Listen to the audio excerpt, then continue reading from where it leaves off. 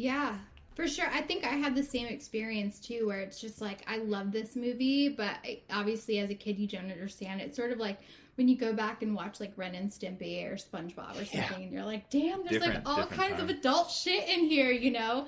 But yeah, I think the storyline was totally lost on me too, until, you know, recently. And, you know, but that's good because you can keep watching it over and over and keep picking up little pieces of it too. And yeah, it's just so much fun, like all the way through. I just love all the characters, like even the flat guy who, like, you know, he turns and he goes through the little line, and all these things they came up with that are just so funny. And, you know, I don't know if it's a kid's movie. That's an interesting question, how it was marketed, you know, if it was marketed towards kids, or, I mean, the fact that it's PG kind of tells you that, yeah, maybe they were marketing it that way, but it's interesting because to me, it doesn't really strike me as a kid's movie at all. I mean, he goes to a strip club, basically. He's like going to like an actual Dante's Inferno. I mean, and like as a kid, I'm like, hey, this guy's like, you know, a scumbag, but like whatever. But this is not a kid's movie. That's a stretch for sure. They screwed up with the rating. Yeah, I was like, I feel like it flopped when it came out. No. You know, actually, I think it actually made pretty good money. Let's see. Oh yeah, so it was a $15 million budget, made 74. So pretty. Whoa. Yeah. Yeah, that's good. That's a good win for sure. It's just because it was a critical and commercial success. It led to a cartoon immediately. Oh. I wonder why they didn't make a sequel to this. I'm kind of curious. I mean, Tim Burton, you know what? He probably was just too busy with like Batman and stuff, and takes a weird mind to make a movie like this, I'd imagine. Yeah. That's kind of what you know, there's always a rumor, and then it feels like once they get one person to sign on or to, you know, be like ready to be involved in the sequel, then it's like somebody else is like unconfirmed again. But I feel like very recently people were even making like sequel posters now, you know, that I've seen online, and I don't know, it seems like it could happen. I think it's going to happen. It's Brad Pitt's company, Plan B Entertainment. Don't disappoint, Brad Pitt. Come on. Oh my god. You need to roll the dice and make some money, Brad. Let's go. I think once Winona closes Stranger Things, I think she'll be like, okay, let's do it.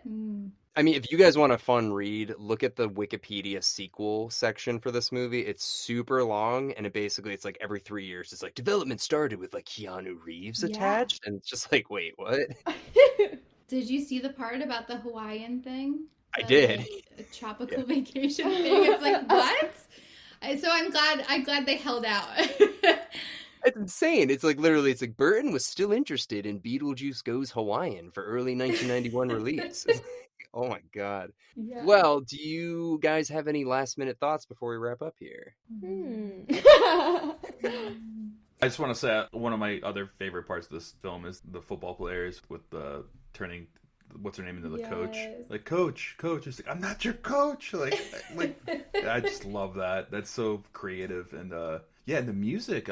There's someone, I don't know who does the music. What's his name? Danny Elfman. Yeah, of course. Danny Elfman. Yeah, no, I love the music in this film as well. It's really good. So I don't know. I kind of want a sequel. I know people are like, oh, Hollywood's out of ideas, but this one, I'm like, hall pass. Get a hall pass. Really? Yeah, I want to see the sequel. I would want to see whatever this is. I just want to see Michael Keaton be Beetlejuice more. That's all I want. Yeah. And I think there was like, at some point I saw that he's in the movie for like such a small amount of time, like a crazy amount of time. I wish I knew it off the top of my head, but like to make such an impact with such like a very insignificant amount of time in a movie is pretty incredible. But yeah, I think this movie just like, I don't know, reminds me of childhood. It's very nostalgic for me and very much like my vibe. Like I just feel like the black and white stripes and the lime green and all the bright colors, like that's how I decorate my house. Like that's just like, I wear the bright pink lipstick. Like it's just like I watch it and I feel like, yeah, like this was my shit. You know? Oh, I love you're gonna tattoo. Yeah, I'm like, I'm gonna go with her, but I'm like, oh, should I get something too? But no, I feel like this movie, like I said, I was always that weird little girl that was like, I want to be the Pumpkin King, and my mom put me in a pumpkin costume and a crown, and she's like, there you go, and I'm like, no, I meant Jack Skellington. But so I feel like this was like my next favorite, because then I started growing up and I just identified so much with Lydia Deetz, because her whole scene, the ghosting, and when I was younger I was always seeing things, and I just like feel such a connection to Lydia Deetz, and that's why this movie's just one of my favorites too. Oh, Kat, I got one thing for you, and I know we got to wrap up, Alec. But Kat, my wife's a teacher, and one of her students from like 6 years ago, every day in October, he'd be like, "I am Joe." He would say Jabumpkin King. He couldn't say Pumpkin King, but he was obsessed with Nightmare Before Christmas, and we was, "I am the Jabumpkin King," and we always say Jabumpkin King and stuff. It's really cute, but yeah. Oh my god! So it's still alive, that child youth loving movies and old movies and stuff. So that's cool to see. Wow.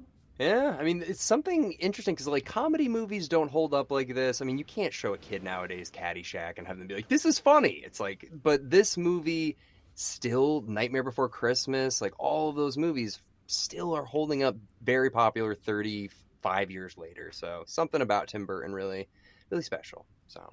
Oh, I was just going to say there's something about, like, being able to bring that darkness into a film, and you look at Lydia and, you know, she's reciting like, my whole life is a dark room, and, you know, it's just like you feel like that, you know, to be able to bring that darkness into a film, and to be able to both like laugh at it and like empathize with her, and just, you know, you just get this like variety of feelings when you watch it, and you know, it's not easy to bring something so dark into a film and make it, like, when you walk away from it, you go, oh, that was really funny. Yeah. You know?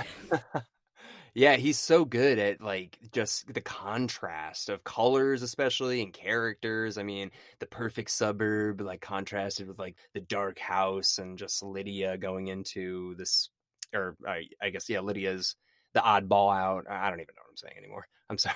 I'm losing it. We just did 2 podcasts in a row. I'm a little fried. But really quick, before we do wrap up, I wanted to ask Kat, do you want to plug your upcoming art show, because it's Tim Burton themed? So I mean, we gotta hear all about it. Oh my god, yes.